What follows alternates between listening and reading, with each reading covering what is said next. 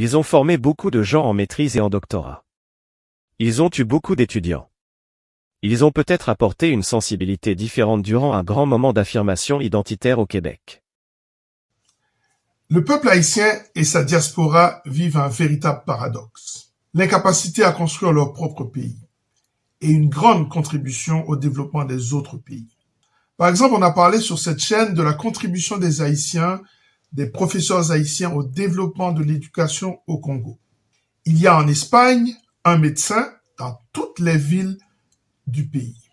Nul ne pourrait contester la contribution des Haïtiens au développement des États-Unis d'Amérique.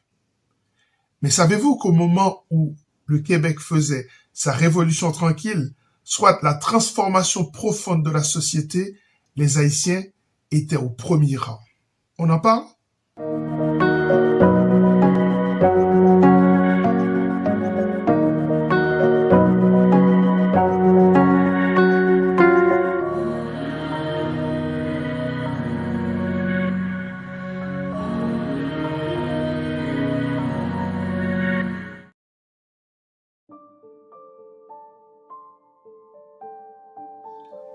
Mais la révolution tranquille, qu'est-ce que c'est exactement?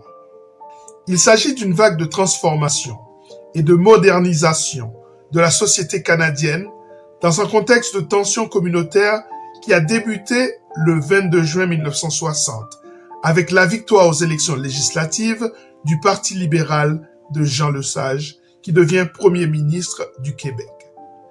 La Révolution tranquille est lancée avec le slogan « Maître chez nous ». La Révolution tranquille, c'est la mise en place d'une politique dite de grandeur, visant l'installation d'un État planificateur et modernisateur. On passe d'un État catholique et libéral, mené par le Premier ministre Maurice Duplessis, à un État faisant confiance aux principes interventionnistes du keynésianisme comme moteur du développement. Les Québécois entreprennent de transformer leur société de fond en comble. Tout se modernise et se démocratise. La santé, l'éducation, la culture, l'industrie, les finances, le commerce, etc. La langue française prend sa place et les syndicats se renforcent. L'être humain devient le centre de cette révolution et l'éducation le moteur. Le ministre des Ressources hydrauliques et des Richesses naturelles, René Lévesque, exprime à merveille la philosophie de la Révolution tranquille dans cet extrait de la chaîne du Québec. Comment est-ce qu'on peut, comme peuple, céder pour les situations qui nous attendent, qui nous confrontent? Eh bien, c'est en nous penchant sur chacun des individus qui montent, qui grandissent, le plus possible en essayant de les développer au maximum, en essayant de leur donner le maximum possible de compétences, de développement de leurs talents et de leurs ressources. C'est la première de nos richesses naturelles, les gens que nous sommes.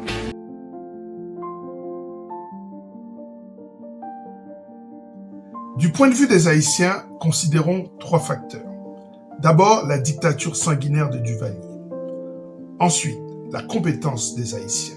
Et enfin, la propension à partir en exil. Et du point de vue des Québécois, 3 éléments à prendre en considération. D'abord, les Haïtiens sont des francophones. Ensuite, ils sont disponibles. Et enfin, ils sont très compétents. Alors, les Québécois vont utiliser cette intelligence haïtienne.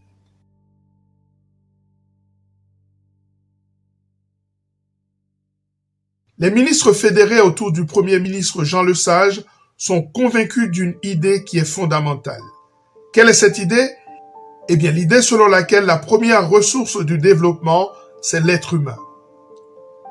C'est cette équipe du tonnerre qui va mener les réformes. Ce qui nous réconforte dans l'idée que ce sont les hommes, les vecteurs les plus importants du développement. Et partant de cette logique, l'utilisation des Haïtiens dans le développement du Québec va être quelque chose de naturel.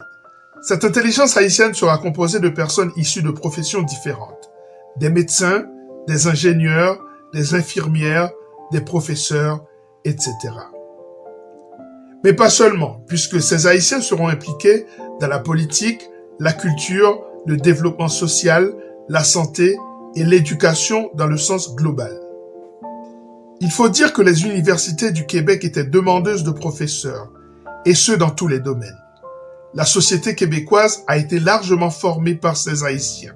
L'UQAM, l'Université du Québec à Montréal, sera la principale bénéficiaire de cette avancée.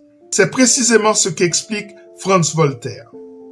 Plusieurs Haïtiens arrivés au Québec à la fin des années 60 ont commencé à enseigner dans les écoles secondaires, les cégeps, mais aussi dans les universités. Les professeurs haïtiens d'hier et d'aujourd'hui vont transformer l'UQAM et vont faire d'elle une institution rayonnante.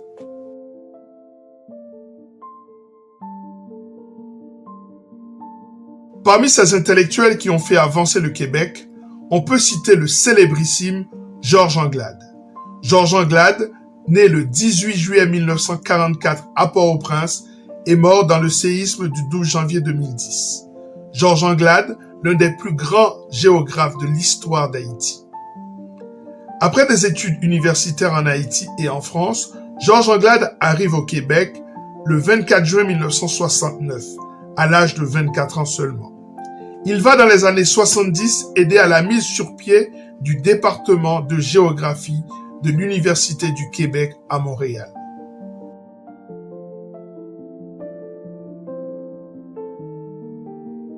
Le Centre international de documentation et d'information haïtienne, caribéenne et afro-canadienne, CIDICA, documente depuis 1983 la contribution de la communauté haïtienne.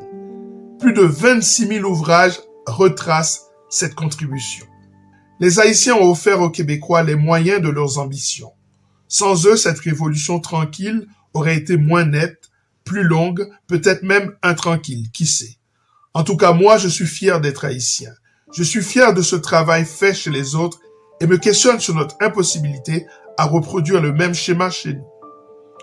Aujourd'hui, Dominique Anglade, fille de Georges Anglade, est une femme d'affaires et une politicienne québécoise, produit de cette contribution des Haïtiens à la modernisation du Québec.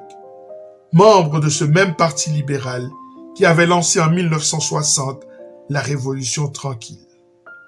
C'est ça. L'histoire a tourné sur elle-même. Et j'aime ces histoires-là. Vous voyez, les Haïtiens ont un potentiel exceptionnel. Ce potentiel, maintenant, doit être retranscrit dans la réalité haïtienne. Il faut absolument faire décoller Haïti.